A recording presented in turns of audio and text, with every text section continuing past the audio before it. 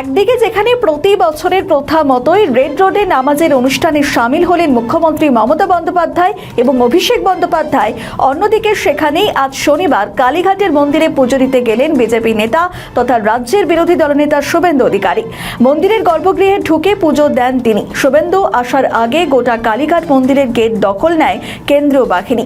এবারের বিধানসভা নির্বাচনে নন্দীগ্রামের পাশাপাশি ভবানীপুর থেকেও প্রার্থী হয়েছেন শুভেন্দু। সরাসরি চ্যালেঞ্জ করবেন মুখ্যমন্ত্রী তথা তৃণমূল সুপ্রিমো মমতা বন্দ্যোপাধ্যায়কে। এই যে হিন্দুদেরকে অপবিত্র করছে, হিন্দুদের ধর্মচারণের ঐতিহ্যকে নষ্ট করার চেষ্টা করছে, এগুলো হিন্দুরা সহ্য করবে না। তারা শান্তি মধ্যে বিশ্বাস করে, সংযমে বিশ্বাস করে, গীতা তাই শিখিয়েছে।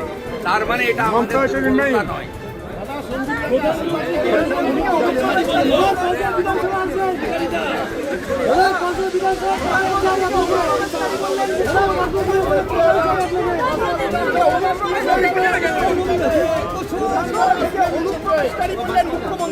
মাথা ঠিক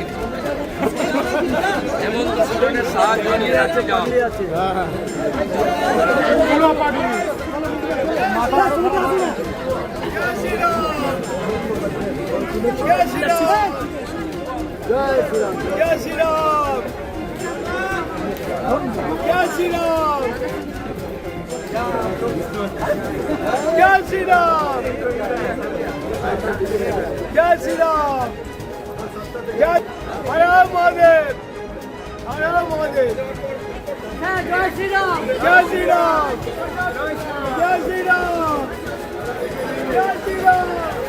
আমাদের ভিডিও ভালো লাগলে লাইক ও শেয়ার করুন, কমেন্ট সেকশনে আপনাদের মতামত জানান।